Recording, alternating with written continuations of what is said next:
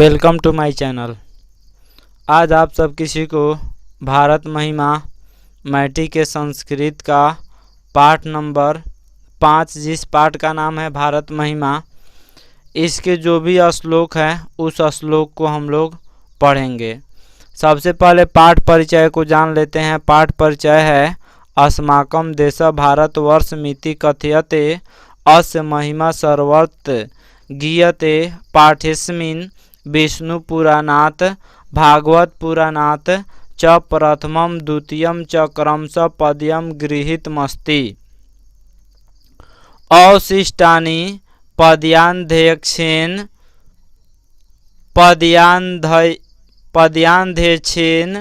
निर्मीय प्रस्तावितानि भारतं प्रति भक्ति स्मारकं कर्तव्य रूपेण वर्तते।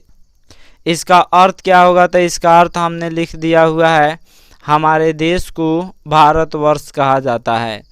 इसकी महिमा सब जगह गाई जाती है। इस पाठ में विष्णु पुराण और भागवत पुराण के प्रथम और द्वितीय सर्ग से पद लिया गया है। इसमें कुल मिलाकर इस पाठ में जो भारत महिमा पाठ है, इस पाठ में कुल मिलाकर 5 मंत्र हैं। 5 मंत्र में से जो पहले वाला 2 मंत्र हैं, उसमें से पहला मंत्र विष्णु पुराण से लिया गया है और दूसरा मंत्र भागवत पुराण से लिया गया है। अतः इस पाठ में विष्णु पुराण और भागवत पुराण के प्रथम और द्वितीय सर्ग से पद लिया गया है।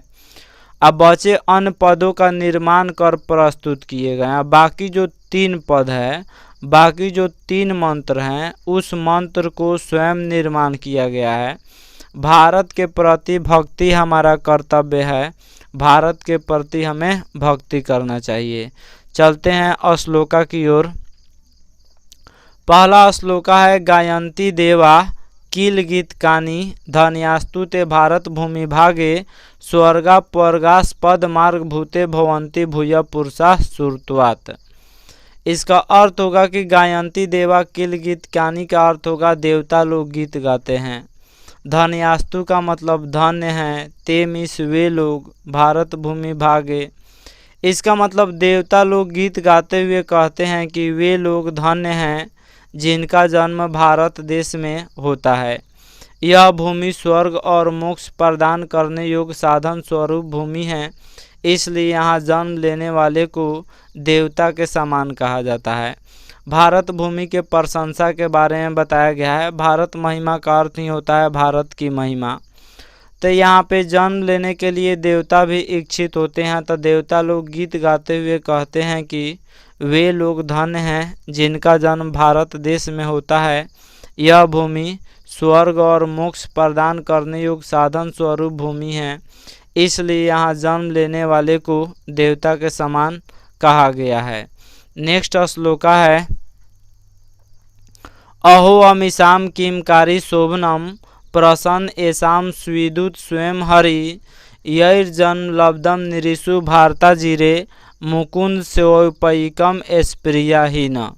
इसका अर्थ होगा देवता लोग इस देश के, यानी देवता लोग भारत देश के गुणगान करते हुए कहते हैं कि अहो, खुशी से कहते हैं अहो, ईश्वर के द्वारा कितना सुंदर बनाया गया, जिससे मनुष्य भारत भूमि पर हरि के सेवा योग्य बन जाता है।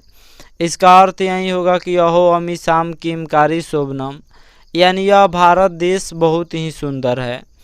और देवता लोग कहते हैं कि यह भारत देश बहुत सुंदर है, और जो भी मनुष्य भारत भूमि में जन्म लेता है वह हरि के सेवा योग्य बन जाता है, यानी वह देवता के समान बन जाता है।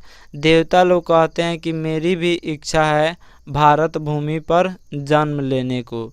देवता भी चाहते हैं कि भारत भूमि पर जन्म लेना, अर्थात जिस पर ईश्वर की कृपा होती है वहीं भारत भूमि पर जन्म लेते हैं। अगला श्लोका है इयं निर्मला वत्सला मातृभूमि प्रसीदं सदा भारतम वर्ष में तत् विभिन्न जना धर्म जाति प्रभेदई रिहकत्व भावम वहंतु वसंती। इयम का मतलब यह होता है, यह भारत भूमि निर्मल में स्वच्छ होता है यह भारतवर्ष प्रसिद्ध है, प्रसिद्धम सदा भारतम वर्ष में तत्। यह भारतवर्ष प्रसिद्ध है, यह भारत भूमि हमेशा पवित्र और ममतामयी है। यहाँ भिन्न भिन्न धर्म जाति के लोग भेद किए बिना एकता के भाव में रहते हैं। अगला श्लोका है, विशाल अस्मदीय धरा भारतीया सदा सेविता सागरई रम्य रूपा वनई पर्वत निर्झरई भव्य भूति और वहंती भी रेशा सुबह चापगा भी। इसका अर्थ यह होगा, हमारी भारत भूमि विशाल, मनोहर तथा सुंदर ऐश्वर्य वाली है।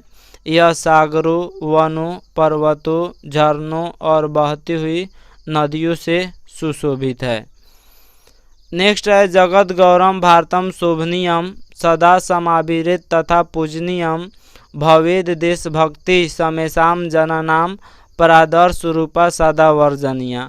इसका अर्थ होगा, यह भारत देश शोभनीय और संसार का गौरव है और यह भूमि हम लोगों के द्वारा हमेशा पूजनीय है। यहाँ के सभी लोगों की देशभक्ति हमेशा आकर्षण करने योग्य, श्रेष्ठ और आदर्श स्वरूप है। आशा करता हूँ यह श्लोका आप सब किसी को समझ में आया होगा। Thank you watching my video.